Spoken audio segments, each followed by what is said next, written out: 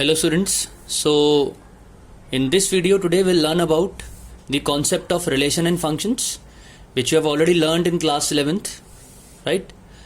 So class 11th में हमने क्या पढ़ा था? We started with the concept of Cartesian product कि हमारे पास दो सेट्स हैं सपोज A and B, तो आप उसका कार्टेशियन प्रोडक्ट निकाल सकते हो which is nothing but the set of all possible ordered pairs, right? Then we learned about the relation. That relation is a subset of Cartesian product, right? So suppose my relation R is between x and y, and relation is x plus 2y is equals to say x, where x comma y belongs to n natural numbers. So such kind of relations we can have, and obviously the relation is always a subset of the Cartesian product.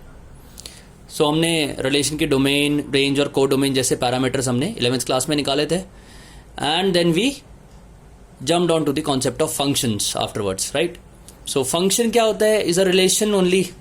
Function is a relation only जिसमें कि एक pre image की खाली एक ही image होती है ना? एक प्री इमेज की खाली एक इमेज होती है. कैसा रिलेशन है फंक्शन? एक प्री इमेज की दो इमेजेस नहीं हो सकती. So that is not considered as a function, that remains a relation only. तो ये सब कॉन्सेप्ट्स हमारे पुराने कॉन्सेप्ट्स हैं जो हम ऑलरेडी 11th क्लास में पढ़ चुके हैं. सो हम आगे बढ़ेंगे आज, and today will learn about the types of relations. Types of relations in this standard. So the first relation is called as reflexive relation. The name itself clear itself है ना.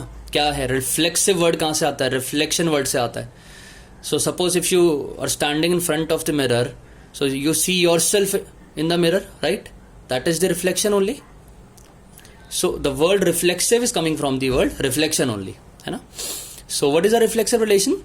It is a relation in which the elements like a comma a is belonging to the relation or are a part of relation a comma a है ना. So if your domain is a, your range is also a है ना. Such sort of elements, if they are part of relation, then it is called as a reflexive relation है ना. I'll give you examples, don't worry. पहले अभी हम आगे बढ़ सकते हैं. Then we have symmetric relation. Symmetric word किससे आता है? Symmetry से. We have drawn line of symmetries for many plane figures, right? Suppose if this is a kite, so I can draw this line of symmetry.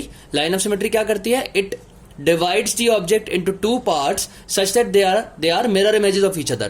And how they are mirror images of each other? They are flipped part. Left का right दिखता है, right का left दिखता है ना. ये हम पहले भी पढ़ चुके हैं 10th standard में, which is called as lateral inversion. If you're standing in front of mirror and it happens, right? So flip word is a good word for to symbolize this. तो symmetric relation क्या होता है फिर? समझते हैं? So suppose if a comma b, some a comma b is a part of relation, and that implies that b comma a is also part of relation. You can see it is flipped now, right? If a comma b is a part of relation, and that implies that b comma a is also part of relation, then that relation is called as a symmetric relation, right? एक example से समझते हैं. Suppose if I have this relation which is containing this elements 1, 1, 1, 3, 2, 2, 2, 1, 3, 3 and 3, 1. So we can see 1, 1, 2, 2, 3, 3 इस तरह के elements हैं इसमें, right? So obviously this is a reflexive relation. It is very clear. 1, 1, 2, 2, 3, 3 reflexive, right? But if to check whether it is symmetric or not, we can say that 2, 1 is the part of relation, belongs to relation, but 1, 2 is not there, correct?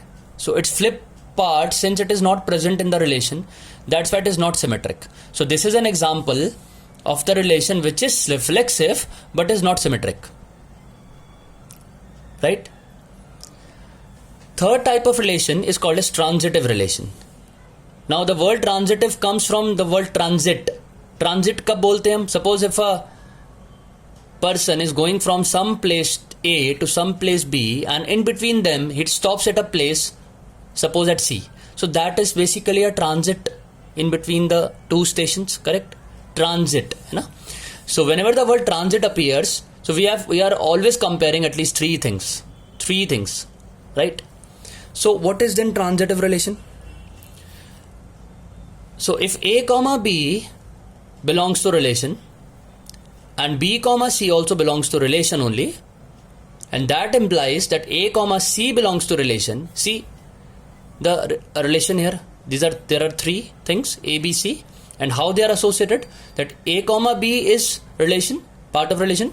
Then B comma C part of relation. The B same here, please. The B same here. Here it is range, the part of range. Here it is the part of domain.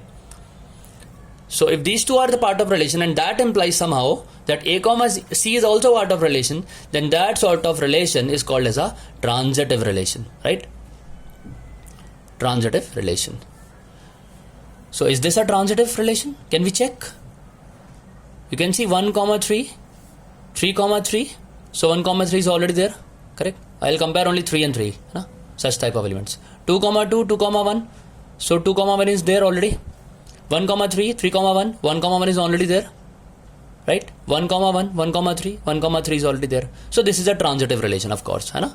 Every element, since it is satisfying this condition, so therefore it is a transitive relation also. One more example we can take.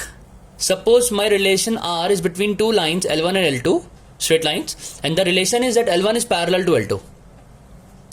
So how do I show that, or how do I check whether it is reflexive, symmetric or transitive? So I'll write for reflexive, since L1 is parallel to L1, obviously every line is parallel to itself. Every line is parallel to itself. So since L1 is parallel to L1, that implies L1 comma L1 belongs to relation. Therefore R is reflexive, right? For symmetric, how do we check? Let L1 comma L2 belongs to relation, है ना? ये assumption रहेगा हमारा starting में. So if L1 comma L2 belongs to relation, that implies that L1 is parallel to L2, and that implies that L2 is parallel to L1. Doesn't matter if we say L1 is parallel to L2 or L2 is parallel to L1, both are same things. So that implies that L2 comma L1 is the part of relation. Since I have written in this manner, L2 is parallel to L1, so obviously it will form the element L2 comma L1, right? So therefore the R is symmetric, because we have, our assumption was this, and we have proved the flipped part, correct? So R is symmetric also. For transitive, we can check now. Let L1 comma L2 belongs to relation, L2 comma L3 belongs to relation. So ये हमारे assumptions हैं. So that implies that L1 is parallel to L2 because it is already the part of relation, and L2 is parallel to L3 because it is also the part of relation already, right? So if L1 is parallel to L2 and L2 is parallel to L3, that implies that L1 must be parallel to L3, isn't it? Yes. So that implies that L1 comma L3 is a part of relation, and therefore R is transitive. So please remember, students, that a relation which is reflexive, transitive as well as symmetric, such kind of relation is called as an equivalence relation. Equivalence relation, जो तीनों होता है, ऐसा relation जो तीनों है, which is, that is called as equivalence relation. तो अगर आपको किसी को equivalence prove करना है, so you have to show it reflexive, symmetric as well as transitive, है ना? Reflexive, symmetric as well as transitive.